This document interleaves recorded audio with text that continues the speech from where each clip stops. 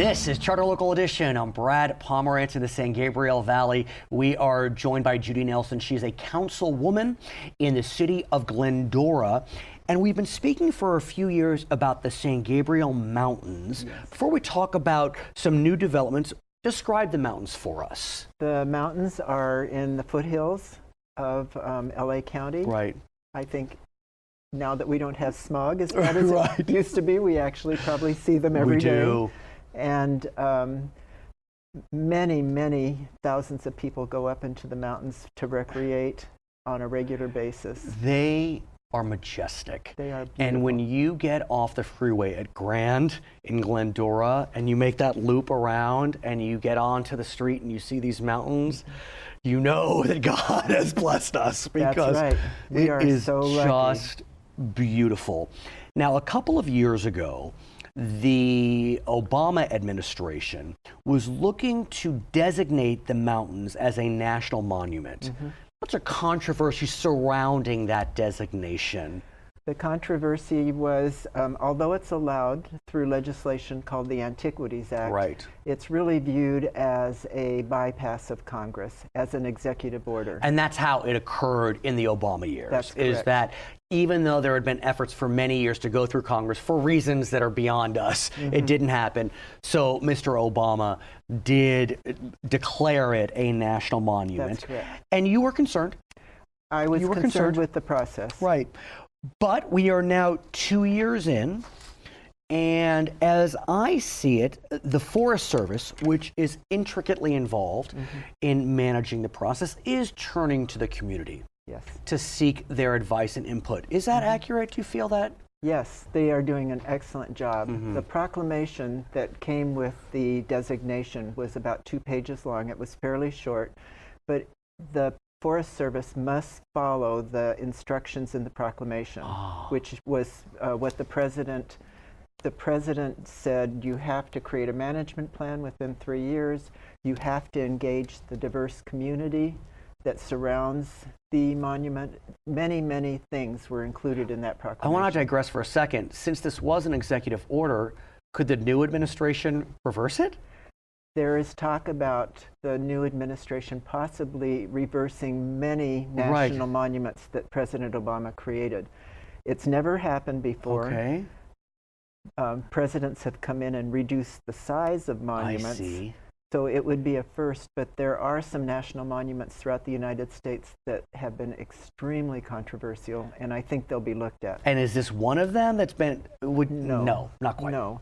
The other ones affected the economy. Oh, I understand. Whereas this, as I understood the San Gabriel Mountains, the challenge was there wasn't funding to keep it pristine. That's correct. We've seen pictures of trash that was not being picked up, and so in the end, it wasn't an economic driver that sent this designation into controversy. Okay, but as we said, the Forest Service is looking to work with the community, and they have started, they've created a community collaborative. It's through their nonprofit arm, the National Forest Foundation. What's the community collaborative? Explain it. The collaborative is made up, well, the National Forest Foundation was tasked by the Forest Service with creating this collaborative. Right.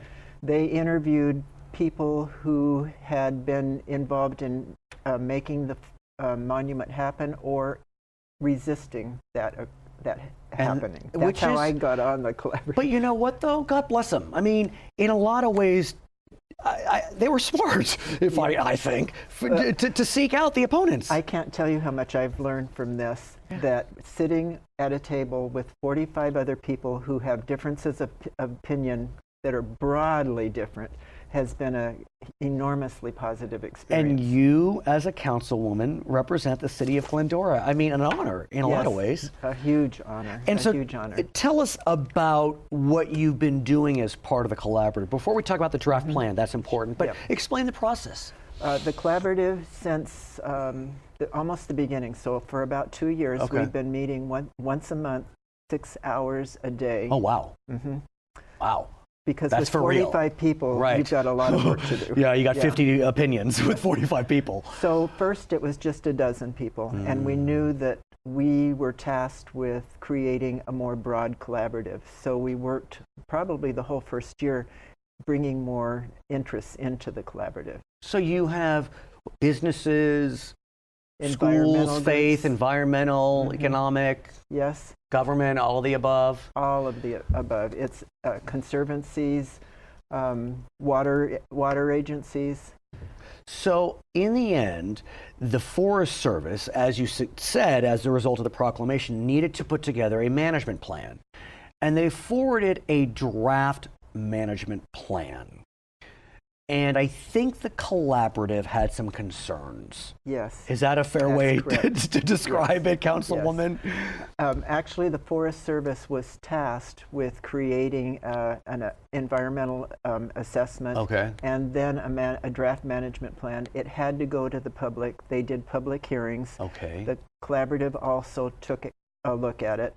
And we in the collaborative said, this is a very high-level management plan. It's lacking in details. We want to see how they're going to do all the things that they say they want to do. We need details. That's significant. I mean, that is a significant statement that you decided to really put it out there that we don't think there's enough here. Yes. So explain the process. I mean, do you have authority to do that, or no? So keep going, Councilwoman. We have no authority, and at the beginning, that was one of our enormous concerns. Was we're going to be spending all this time, and the Forest Service doesn't have to listen. Right. To It says right here, input from the collaborative is advisory only. Advisory only. So we took the gamble. I think most of us said, let's give it a shot. And the Forest Service comes to every meeting. They give us a report at the beginning of what they're doing. We speak with them, and then we go to work on things, different sections of it. And we've broken up into groups, working on conference calls, some conference calls every single week, working through details. So literally, your concern wasn't so much with direction, but with the granular elements. Yes. And so how did the Forest Service take to the collaborative saying, take two? Well, actually, we had a collaborative meeting yesterday and got a report from the Forest Service regarding that. And they said they received 200 public comments, including ours, which was called 1. Got it. Public comment number 1. They are reviewing all of the comments, putting them into different categories. And because the collaborative represents so many different entities, they are spending a lot of time going through every single part that we commented on, writing responses, and they will come back to us with specific responses on every section. So are you feeling as if they're listening, they're hearing? Absolutely, they are. I mean, you especially, that has to feel good because you did have concerns about the monument to start. Very, very rewarding, and I think that this is going to be a wonderfully managed monument, a huge positive I can't believe step. I'm here, because I remember our interview a couple of years ago where Very you were concerned. apoplectic about this. So to hear you feel positive about the developments, that really says a lot. You know, government can work sometimes, I guess. This actually has been a test of how to bring the community into the management process of a federal entity. I'm your fan, you know that. Her name is Judy Nelson. She is a councilwoman in Glendora. She's a member of the Community Collaborative for the San Gabriel Mountains National Monument. I'm Brad Pomerance from the San Gabriel Valley. Start our local edition.